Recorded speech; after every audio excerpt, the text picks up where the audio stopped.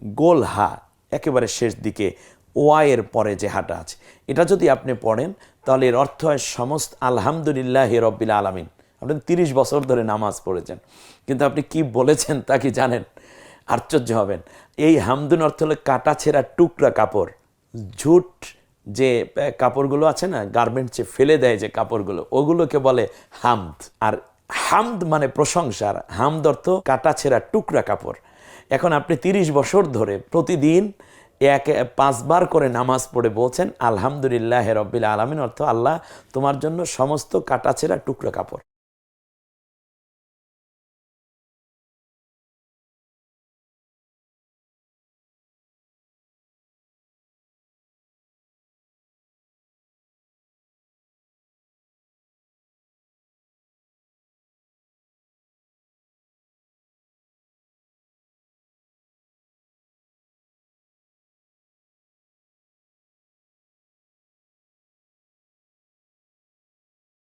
অতএব আল্লাহ তাআলাকে নিয়ে উপহাস করার কোনো বিষয় নয়। জীবনে কত কিছু আপনি অর্জন করেছেন।